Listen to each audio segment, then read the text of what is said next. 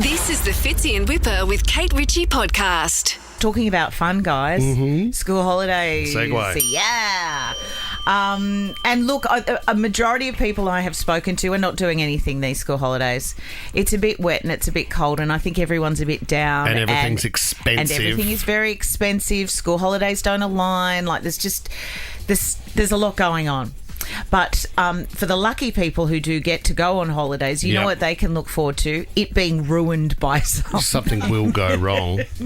Because chances are, there's always something. And I'm not talking about my family in particular, but there's just something, and you might take lovely photographs, and hopefully when you look back on it you think you had a nice time, but something will upset the boat. So give us a call, 13 24 10. What kids ruined your family holiday? The kids next door came in the other day and they said, "Oh, we're so excited, we're going on a holiday, And we went, "Oh yeah, great." They told our kids they're going to Japan. I was like, "Oh, fancy holiday." So our kids have been, "Can we go on a holiday? Can we go on a holiday? Can we go to Japan? Please, we could go with them. That'd be great fun. Can we go to Japan? It's awesome. Home of the Pokemon. And I went, yeah, Pikachu. And wow, does everyone say everything twice? Yes. And Susu lives next door. Yeah. And then we said, okay, well, we'll think about whether we could go on a holiday. And Lisa and I decided, yes, we will, which is exciting. That's nice. And what do you think is going to ruin your holiday? Next week we're off to Port Douglas. That's very so a little nice. bit different to Japan. But it is going to be warm. Up at the Mirage there, where all the families go. So how much can you swim in that pool? That'll be so fun. The idea of your kids wanting to holiday with other kids that are going to Japan, I think that's where your first mistake is, because that's what this story was about that I read overnight, where people go on big group holidays. Yeah, and right. So this house in particular had 9, what's the list here? It's madness.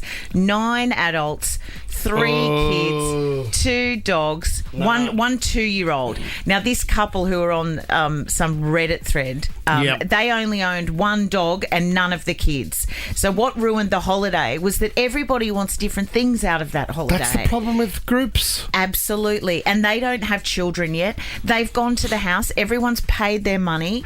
The family with the young kids have been out for the day, I guess. Get them up early, get them out and run them ragged.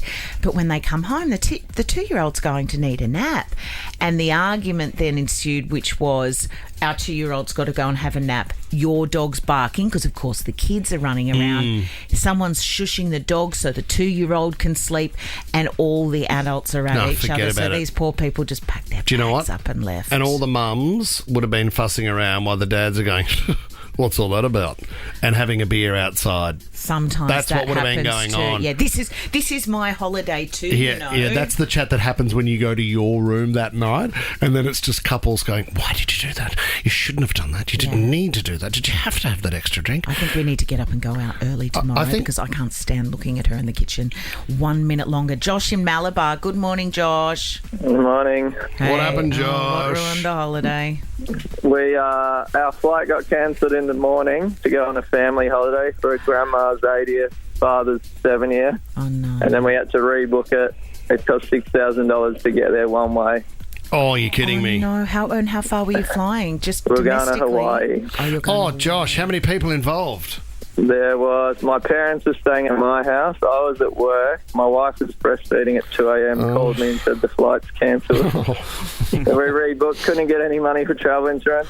Then we just booked Vanuatu recently, and the airline shut down, so now we can't get our money back for that either. Oh, of course. Oh, this is just awful. Josh, no one wants you to go on a holiday. I think that's what the we world's... haven't got to go on a holiday to complain about the family when we get there. No, can't even get there, Josh, to complain. Oh, my God. Chelsea? Hello, Chelsea. Good morning, guys and girls. How are you? Good. What ruined the family holiday? We went on a typical holiday to Bali. Oh, we there all it got is. Bali Belly.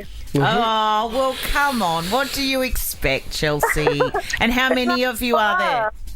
4. Oh, how All 4 of us had the squirt. And how many bathrooms? It paints a beautiful picture as we enjoy our brekkie. Chelsea, how many bathrooms in the villa?